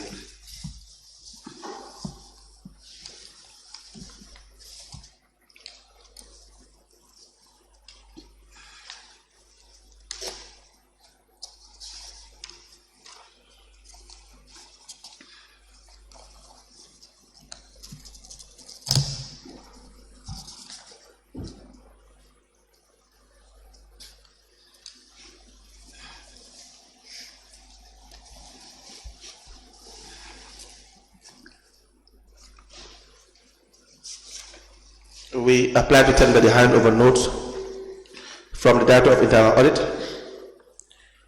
to the Chief Executive Officer, copied is the Lord Mayor, 15th of January 2021. It is signed by Irama S.K. Fofana, Officer handing over, Officer taking charge, Basiru Njai, and the witness is Ibu Ndele, is it Mbuk? Ibu Ndele Mbuk. Mbuk. Yeah, the commissioner, the present commissioner Yes. of police, municipal police. Thank you very much. Yes. Into evidence as an exhibit.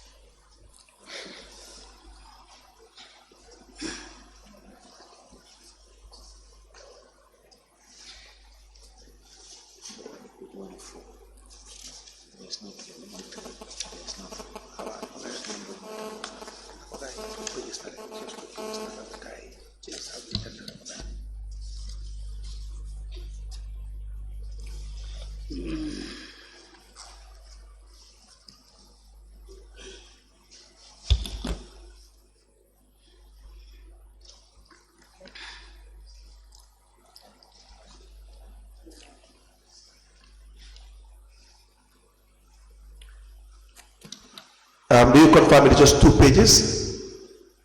The handover notes?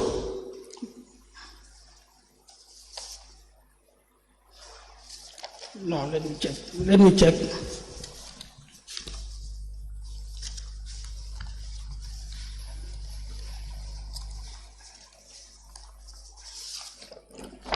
You have this one? Okay. Three. This one, 4. They're the same. Yes, they're the same.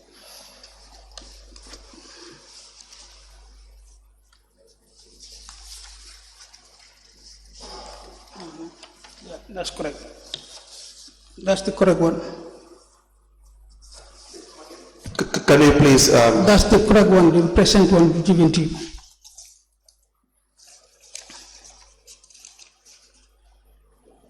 It has 4 pages. 4 pages, yes.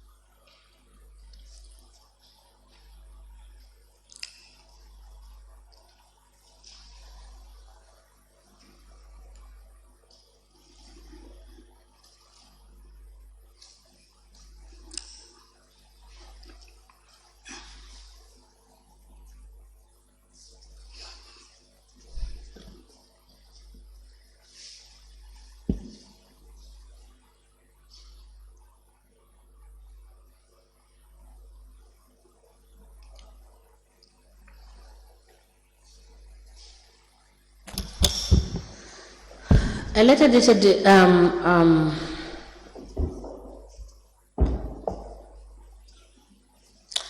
the handing over notes dated the 15th of January 2021 to the Chief Executive Officer from the Director of Internal Audit, and it's copied to the Lord Mayor.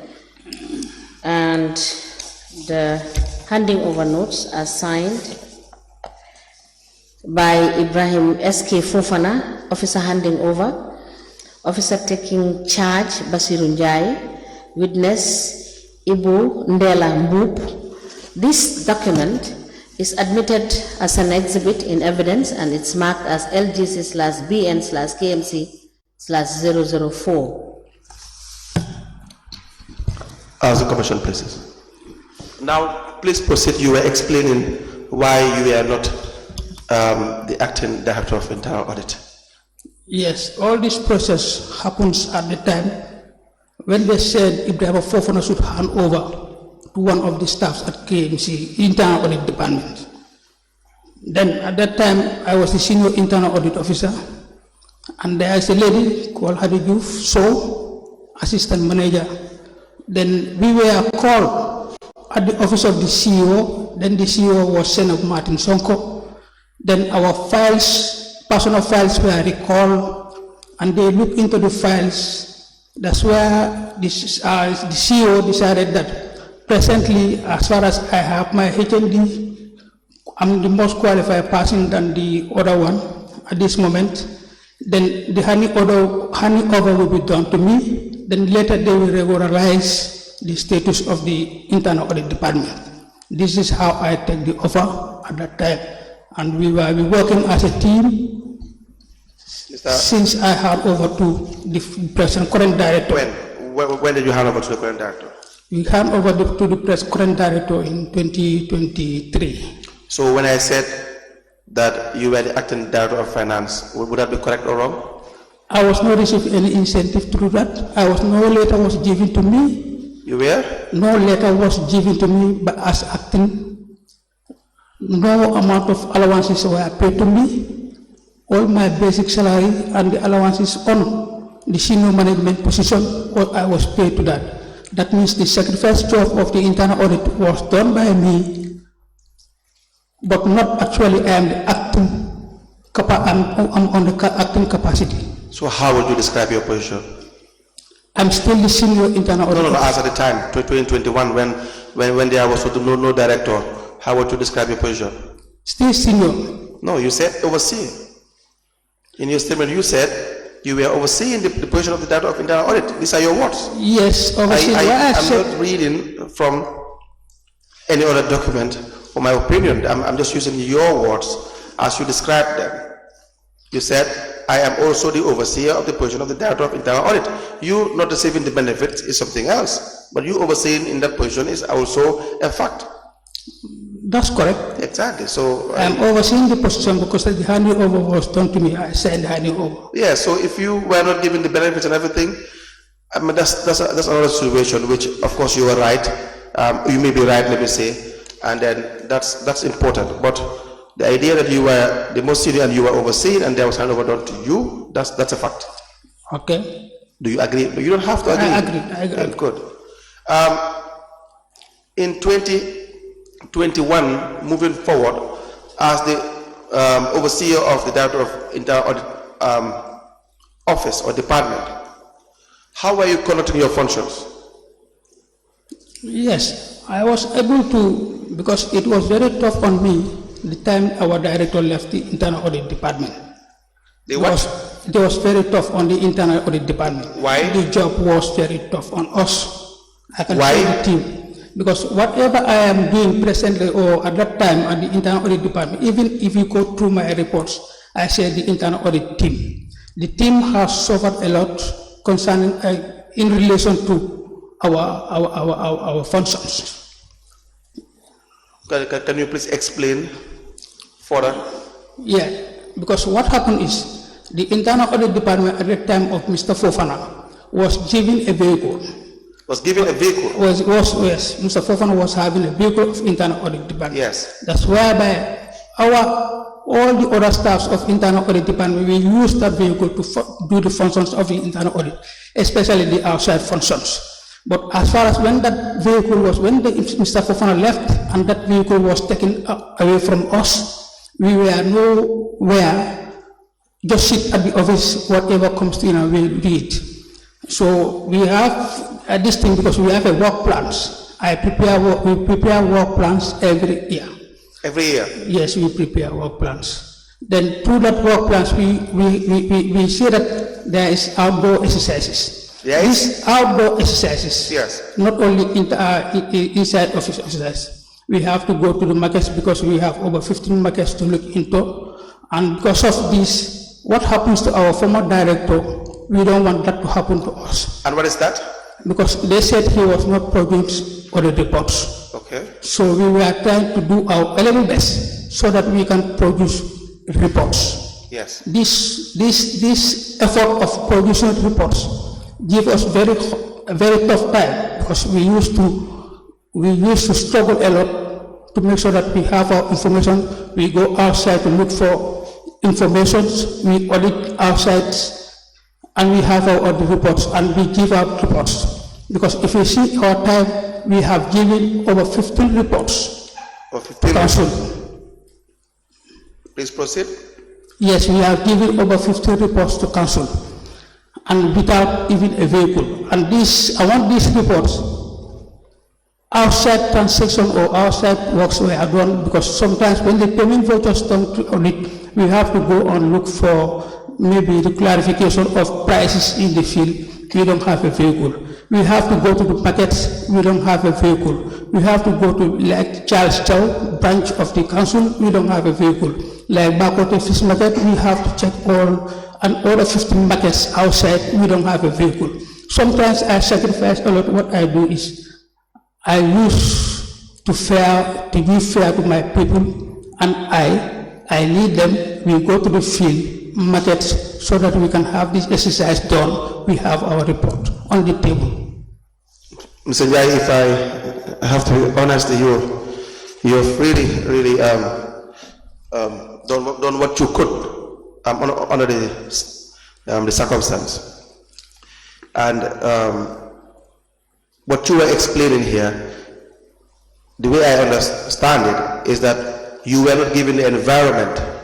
Yes, environment was not fair. Was not really conducive for you to perform your functions well. Yes. And knowing the importance of internal audit, you are answerable to council, and you should be provided with all the necessary support that you need to perform your functions. Is that not the case? That's supposed to be the case. Yes. Because this happens when we talk to the then DCO. Yes. We call it the DCO, Deputy Director of Deputy CEO. Who is that? Deputy CEO was Kajali at that time. Yes. Because when we are handing over was done to me, it was time of Deputy Kajali Jane. So when I talk to him sometimes concerning about this transportation matter, he just asked me, just write to me, I will facilitate the transportation for you. You know, at the time, most of the time we stay at, if you know multi-purpose center, we are far from the head office. Yes. The internal audit was far from the head office. We are at the Canifing near the hospital road, where the multi-purpose center is. That's where we are. So to travel from there, even the payment vouchers, we have to look for lift. We have to look for other means like bicycle or to drive in on top of the riders to make sure that I got to the head office for these things to be done. All these payments is a problem to me. Even the payment vouchers to be reached and this thing is a problem. And then when I wrote to him, he told me that he will be providing vehicle to us, but it was not happening. So I still to do that. When I sit down and fold my hands, I will also fall into a tag like my former director was in. So we have to do something, and I said, my people, I will be sacrificing every day. We will be going to the field and we will be reviewing the reports. That's why we are able to, because of my sacrifice and the teamwork we are doing presently or that time, that gives us courage and whatsoever to make sure that our reports are on timely. Mr. Fofana, Mr. Njai, that's a very extreme circumstance. You had to hitch a ride, or as we say it, look for a lift. Yes. For the audience to understand. Of course. Disregarding the English language, we have a principle here. I don't want to be corrected, but apparently it is that bad. The rule was that bad regarding how you are constrained in performing your functions. You've said that you are not in the same premises. You were far away from the head office. Correct? Yes. You're all the way near the hospital. Hospital. Yes. Is it the Cardiff General Hospital? Yes, Cardiff General Hospital. Yes. And so if you have to be going back and forth to the headquarters or the main office, you have to use a ride. You have to ask for a lift or a ride. Yes. And then that was how difficult it was. And they knew the situation. Council were aware of the situation. They are 100% aware of what we are facing. And they still refuse to solve the problem. Because they don't even want it to be near them. Even when this new building was ready at that time, when I struggled a lot to have a space at internal audit department to have a space there, because we are allocating space, that's what they told us. All of a sudden they said I should be staying at the multipurpose. I just forced myself to go and occupy an office where the former DCO, deputy mayor was occupying. That's where I forced myself to go and occupy that office. Even that office, they came to me that I should go out of this office because they want to use it as a radio, community radio. Who said that? The director of service was led by, and Malik Jones. They used to come to the office. I told Malik Jones, look, don't come here anymore. This office we are not going. You send the famous Malik Jones away? I'm just. So he came there as well, Mr. Jones, together with the director of services. Yes, they want to meet. They want to take out. They want to take the internal audit out of that building to go back to where we are before. Okay. And use that office still as our office. I told them that I have to be here because whatever I'm facing, the transportation whatsoever, we have to be here. As far as we don't have a space in the new building, then this old building is built by council and we have to occupy this space. All right.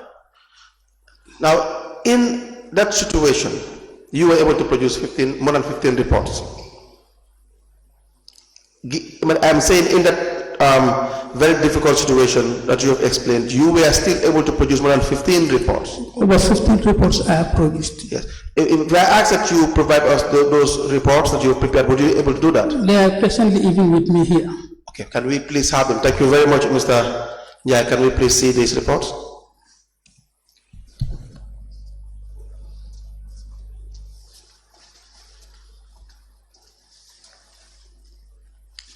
All these are reports.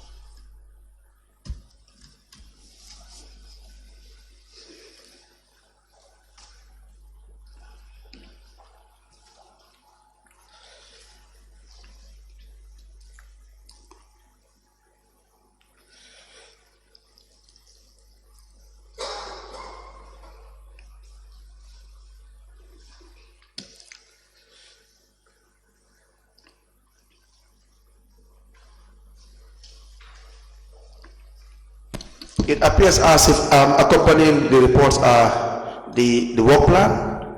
Yes, the work plans also are there.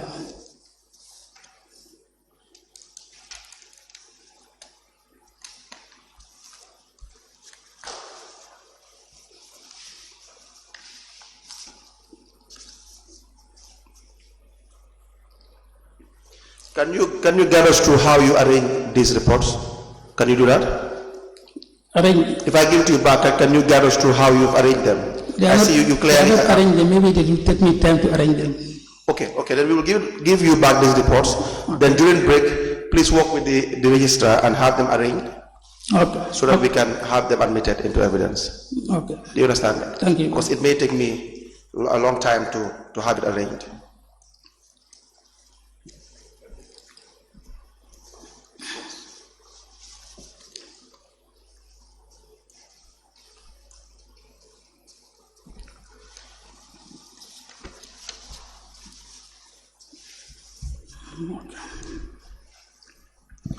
Now, just probably the last question before we go on break.